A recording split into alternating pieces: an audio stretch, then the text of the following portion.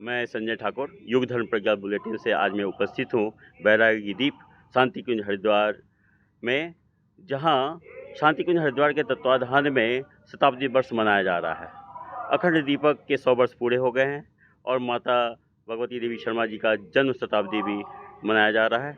आइए हम शांति कुंज के वरिष्ठ परिजन जो युवा प्रकोष्ठ के प्रभारी के रूप में हैं और काफ़ी समर्पित कार्यकर्ता हैं, काफ़ी लंबे समय से मैं इनको जानता भी हूँ और इनसे मैं अपनों से अपनी बात करता हूँ। भाई साहब प्रणाम आपको। ये शताब्दी समारोह मनाया जा रहा है और इसके बारे में हम चाहते हैं कि जन सामान्य को थोड़ा सा सरल भाषा में आप बताने का प्रयास करें कि क्या इसका उद्देश्य क्या है, आगे क्या लोग इनसे प्रेरणा ले सकते हैं। सभी को प्रणाम। और मैं आपसे कहूँगा कि आप आज से लगभग 100 वर्ष पहले पहुँचे, उस क्षण का स्मरण करें जो 1926 में घट रहा था। 1926 में कुछ ऐसे अभूतपूर्व कार्य हुए हैं, उन कार्यों को, उनके सब कार्यों को देख कर के ऐसा लगता है जैसे भगवान की कोई एक नई योजना 1926 में प्रकट हुई थी। वंदनीय माता जी का जन्म 1926 में आश्विन कृष्ण चतुर्थी को, अखंड दीप का प्राकट बसंत पंचमी 1926 को, परम पूज्य गुरुदेव का आध्यात्मिक जन्म दिवस, उनके जीवन के सौभाग्य का सूर्योदय लिखा है उनने, दादा गुरुदेव का आगमन 1926 में, ये त्रिवेणी दिखाई देती है। इसके साथ ही आप देखें तो वही वर्ष था जब भारतीय संस्कृति को, सनातन धर्म को उजागर करते हुए एक पत्रिका का प्रकाशन प्रारंभ हुआ था, वो थी कल्याण। ये कल्याण का भी शताब्दी वर्ष। और उसके पहले नवंबर 1926 में महर्षि अरविंद ने कहा था कि भागवत सिद्धि योग आ गया है। तो वह क्रम देखें तो वो भी एक क्रम दिखाई देता है। मतलब ऐसे 6 ऐसे क्रम संपन्न हुए हैं जिनको देखकर लगता है कि 1926 से भगवान ने कोई नए युग का सृजन प्रारंभ कर दिया था। जब हम अपने मिशन पर आते हैं, युग निर्माण योजना पर आते हैं, गायत्री परिवार पर आते हैं, तो हमको वंदनीय माता जी का स्मरण सहज हो आता है। उनके अभाव में इस मिशन का कोई अस्तित्व दिखाई नहीं देता। आप अगर देखें तो इस मिशन की जो यात्रा है 100 वर्ष की, वो बड़ी अद्भुत है, बड़ी प्रकाशमयी है। परम पूज्य गुरुदेव ने साधना आंदोलन से इसका शुभारंभ किया। उनने अपने जीवन को साधा, तपश्चर्या की भट्टी में तपे और सारे जगत को, सारे भारतवर्ष को, सारी दुनिया को गायत्री के तप में तपाया। तो हमारी पहली यात्रा तप से शुरू होती है। उस तप की यात्रा में जो अखंड दीप थी, अखंड ज्योति थी, उस तप की जो शक्ति थी वो वंदनीय माता जी थी। अखंड दीप को संभाले हुए, इस अखंड चेतना को निरंतर गतिमान प्रवाहमान करने वाली, गुरुदेव की साधना को खंडित ना हो जाए इसका पूरा ध्यान रखने वाली परम वंदनीय माता जी थी। दूसरा क्षेत्र हम देखते हैं कि उसके उपरांत गुरुदेव ने एक संगठन खड़ा किया। अनुष्ठानों की पूर्णाहुति के बाद साधना की धुरी पर एक संगठन खड़ा हुआ जिसे हम लोग गायत्री परिवार कहते हैं। गायत्री परिवार का जो संगठन है, उस संगठन की शक्ति वंदनीय माता जी है। संघ में से आप शक्ति निकालो तो शव बचता है, शिव में से शक्ति निकाल दें तो शिव का कोई स्वरूप दिखाई नहीं देता, शव हो जाता है। इसलिए पूरे गायत्री परिवार के जो संगठन की चेतना है वो भी वंदनीय माता जी हैं। संगठन के उपरांत हमारा तीसरा कार्य प्रारंभ हुआ, वो कार्य था प्रचार का। और प्रचार में बहुत बड़ा समय लगा हमारा। उस प्रचार में भी आप देखें तो सर्वाधिक प्रचार प्रसार का कार्यक्रम हमारे अश्वमेध यज्ञों के माध्यम से संपन्न हुआ। उसके उपरांत चलने वाले बड़े यज्ञों की श्रृंखला से हुआ। तो ये अश्वमेधों की श्रृंखला की जनक कहें, इसकी शक्ति स्रोत कहें, इसकी विचारधारा कहें, इसकी प्रज्ञा कहें, वो वंदनीय माता जी हैं। और आज हम जब वर्तमान की बात करते हैं तो आज हम कहते हैं कि हमारा सृजन का वर्ष है, सृजन का समय चल रहा है। और मित्रों, सृजन बिना शक्ति के संभव नहीं है। सृजन की जो मूल चेतना है वो शक्ति है। इस तरह से हम देखते हैं तो परम पूज्य गुरुदेव के जीवन से लेकर इस विराट गायत्री परिवार का पालन पोषण करने वाली, इसकी धुरी, इसकी आत्मा वंदनीय माता जी ही दिखाई देती हैं। आज शांति कुंज के अधिष्ठात्री के रूप में अगर हम देखें तो वंदनीय माता जी का प्रतिनिधित्व श्रद्धेया जी कर रही हैं। पर वंदनीय माता जी को स्मरण करें तो 1971 का वह समय हमको दिखाई देता है जब गुरुदेव और वंदनीय माता जी और साथ में अखंड दीप शांति कुंज आ गए। बहुत छोटी सी जगह थी, चारों तरफ घनघोर जंगल थे, हाथियों का, जानवरों का दौर था। उस बियाबान क्षेत्र में वंदनिया माता जी ने कमान संभाली, गुरुदेव हिमालय चले गए। वंदनिया माता जी ने अखंड ज्योति की साक्षी में देव कन्याओं का साथ लेकर 24 महापुरुषण संपन्न किए। तो आप देखें तो शांति कुंज जो आज दिखाई देता है, बड़े गौरव के साथ हम उसका स्मरण करते हैं, पर शांति कुंज की जो सृजन चेतना है, शांति कुंज की जो शक्ति है, जो प्राणधारा है, जो गायत्री की महाशक्ति की ऊर्जा यहाँ ना जाने अनादिकाल से महर्षि विश्वामित्र के युग से विद्यमान थी, उस शक्ति के स्रोत को जगाने का काम वंदनिया माता जी ने किया है। आज किसी के भी हृदय में देखें तो गायत्री परिवार के व्यक्ति के भीतर एक गुण बहुत प्रकट रूप से दिखाई देता है, वह है संवेदना। और ये संवेदना और कुछ नहीं है, यही मात्र शक्ति है। इसलिए मात्र शक्ति की प्रेरणा से ही ये परिवार आगे बढ़ा है। परम पूज्य गुरुदेव तो महान तपस्वी थे, वो एक कह सकता हूँ भगवान के अवतार थे। उनका क्रम बिना शक्ति के संभव नहीं हो सका।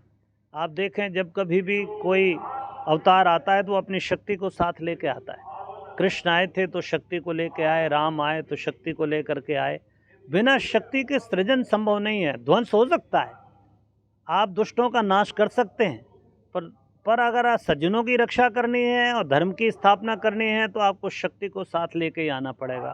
तो एक दृष्टि से देखें तो वंदनिया माता जी इस सनातन धर्म की मूलधारा हैं। वो संवेदना, भक्ति, श्रद्धा, प्रज्ञा के रूप में हम सबको निरंतर प्रेरणा देते रहती हैं। और मैं अभी बात करूंगा आदरणीय दुबे जी से। मैं बात का क्रम को बढ़ाते हुए मेरे मन में जो विचार रहे हैं कि आने वाले भविष्य में मिशन की क्या योजनाएं हैं। हमने जो यहाँ से प्राण चेतना ऊर्जा लेकर के हम जाएंगे, जो गायत्री परिवार के परिजन लेके जाएंगे, उनकी क्या योजना है। गुरुदेव ने कहा था कि मुझे आप गांव-गांव तक पहुंचाओ, तो इसमें आप प्रकाश थोड़ा डालें। देखिए, युग निर्माण योजना का जो निर्माण परम पूज्य गुरुदेव ने किया, उसके पीछे एक दैवी योजना काम कर रही है। ये दैवी योजना इस जगत को नए सिरे से सजाने का संकल्प ले चुकी है। भगवान महाकाल का यह संकल्प है कि वो फिर से एक बार इस मनुष्यता को बहुत नए सिरे से श्रृंगार करना चाहते हैं। नई स्याही से, नई कलम से, नए कागज़ पर लिखना चाहते हैं। तो स्वाभाविक रूप से उसके 3 सूत्र पूज्य गुरुदेव ने हमको दिए थे। एक था व्यक्ति निर्माण का, दूसरा परिवार निर्माण का, और तीसरा समाज निर्माण का। तो हमको अपनी 3 धाराओं में ही प्रयास पुरुषार्थ करने पड़ेंगे। व्यक्ति निर्माण में हम बदलेंगे तो युग बदलेगा, अपना सुधार संसार की सबसे बड़ी सेवा है। ये कह कर के गुरुदेव ने बहुत विस्तार दे दिया है कि हम अपने पर काम करें, अपनी चेतना को जागृत करें, अपने से प्रारंभ करें, अपने से शुभारंभ श्री गणेश करेंगे तो निश्चित रूप से ये श्री गणेश बाद में बहुत विस्तार होगा। ये गौमुख से निकली गंगा निश्चित रूप से गंगा सागर में विराट हो जाएगी। ना जाने कितनी धाराएं फिर उसमें मिलती चली जाती हैं, पर अपना निर्माण प्रथम। तो पहली तो हमको जो आंदोलन बनाने पड़ेंगे वो साधनात्मक, उपासना संबंधी, साधना संबंधी आंदोलनों का निर्माण करना चाहिए और उनका विस्तार करना चाहिए। दूसरा जो क्रम है परिवार, ये व्यक्तियों का निर्माण की जो प्रयोगशाला है, पाठशाला है, टकसाल है, वो परिवार है। तो परिवार को इस तरह से सुसंस्कृत बनाना कि परिवारों में देवात्माएं जन्म ले सकें और उनका समुचित विकास हो सके, उनके संस्कारों का, उनके श्रद्धा का पोषण हो सके, उनका जीवन आस्तिकता से भरा हुआ हो, वो हर दृष्टि से समग्र हो, चाहे वो भावना से हो, चाहे कर्म से हो, चाहे विचार से हो। तो दूसरा क्षेत्र हमको परिवारों को देव परिवार के रूप में विकसित करना चाहिए। उनके घर में मंगलमय कार्य हो, सांस्कृतिक वातावरण हो, उपासना संध्या वंदन का स्वाध्याय का क्रम हो, घर परिवार में दान की परंपरा हो, ये सब चीज़ें हमको सोचनी होंगी। तो परिवार निर्माण का काम। और तीसरा है समाज निर्माण का। शांति कुंज के माध्यम से अनेक रचनात्मक कार्य किए जाते हैं और ये रचनात्मक कार्यों का उद्देश्य एक नवीन समाज की रचना है। समाज की रचना अर्थात विश्व की रचना है। आज दुनिया युद्ध से, आतंक से, आप कहें एक तरीके से अश्रद्धा से, अनास्था से भरी हुई है। तो ऐसे अनास्था से भरे युग में, ऐसे आतंक के साये में, ऐसे युद्धों के वातावरण में भला मनुष्य का विकास कैसे संभव है। प्रकृति प्रतिशोध लेने खड़ी है। तो ये जो समस्याएं हैं, चाहे वो व्यक्तिक हो, चाहे वो सामाजिक हो, राष्ट्रीय हो या और प्रकृतिगत हो, इन समस्याओं के समाधान के लिए हमको रचनात्मक कार्यों को आगे बढ़ाना होगा। चाहे वो वृक्ष गंगा अभियान हो, भगवती गंगा के उसका क्रम हो, ऐसे अनेक कार्यक्रम हमारे हमको वैसे मैं चलाने बीच में आपको रोक रहा हूँ। ये कार्यक्रम बहुत ही सफल रहा और यहाँ से जो भी युवा साथी यहाँ से जाने वाले हैं अपने अपने क्षेत्र में जो काम करेंगे, कहा भी गया है कि जब जब युवा जागा है देश का संकट भागा है। लेकिन आज युवा अपने व्यक्तित्व का विकास करने में उतना सक्षम नहीं हो पा रहे। उसका कारण है कि वो नशा में है और मिशन में रत हैं। उस पर आप प्रकाश डालिए।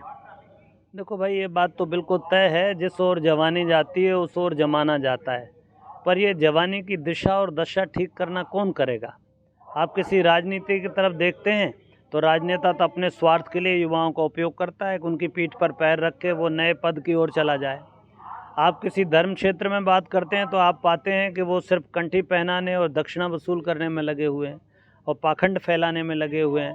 आप किसी समाज की तरफ जाते हैं तो वहाँ इस तरह का विचार ही नहीं दिखाई देता है। आप अर्थ क्षेत्र में जाते हैं तो हर कंपनी हमारे युवाओं का शोषण करना चाहती है।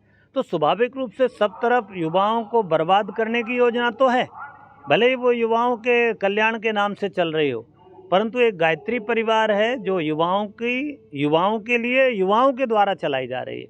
तो स्वाभाविक रूप से युवाओं का अगर चरित्र अच्छा हो, आत्मनिर्माण से राष्ट्र निर्माण की प्रक्रिया प्रारंभ हो, तो इसके लिए विविध कार्यक्रम, बच्चों के व्यक्तित्व के विकास के कार्यक्रम, नशे से मुक्त करने के कार्यक्रम, सामाजिक सरोकार में उनको सक्रिय बनाने के कार्यक्रम, उनकी दिनचर्या को व्यवस्थित करने के कार्यक्रम, उनके भीतर स्वाध्याय का दिव्य गुण विकसित हो, इसके लिए प्रयास। तो ऐसे बहुत सारे हम ये सोचते हैं कि अगर युवा जगेगा तो राष्ट्र जगेगा। तो राष्ट्र को, युवाओं को स्वावलंबी बनाइए, राष्ट्र संपन्न बन जाएगा। युवाओं को आप सेवाभावी बनाइए, राष्ट्र सुखी हो जाएगा। युवाओं को आप नशे से मुक्त करेंगे, राष्ट्र प्रगति पथ पर आगे बढ़ेगा। युवाओं को आप शालीन बनाएंगे, राष्ट्र श्रेष्ठ बन जाएगा। तो ये सारे काम हमको करने पड़ेंगे। बात निकल कर के आ रही है कि हम यदि अपने व्यक्तित्व का विकास करना है, परिवार का विकास करना है, तो हमें अपने चरित्र चिंतन और व्यवहार में परिवर्तन करना पड़ेगा। हमारे चरित्र चिंतन व्यवहार तभी संभव है जब हम गुरुदेव के सूत्र जो बताए गए हैं, उपासना, साधना, आराधना, इसको हम युवाओं तक पहुंचाएं। उनके 24 घंटे की दिनचर्या में यदि हम साधना को जोड़ें, आराधना को जोड़ें, उपासना को जोड़ें, तो निश्चित रूप से वो अपने जीवन लक्ष्य की ओर बढ़ेंगे, अपने जीवन का सदुपयोग कर पाएंगे, एक आदर्श व्यक्तित्व का निर्माण कर पाएंगे। एक आदर्श व्यक्तित्व के निर्माण के बाद ही एक आदर्श परिवार का निर्माण संभव है, और एक आदर्श समाज का निर्माण करना है तो एक आदर्श परिवार का होना जरूरी है। ये तीनों प्रक्रिया मिलकर ही हमें हमारे राष्ट्र का, एक आदर्श राष्ट्र का निर्माण कर सकती है। तभी हम पूरे विश्व में अपने गुरु का भाव, अपने मार्गदर्शक का भाव उपस्थित कर पाएंगे। बहुत बहुत धन्यवाद, प्रणाम। आपका मार्गदर्शन हम लोग को मिलता रहे। बहुत बहुत धन्यवाद आपका, प्रणाम।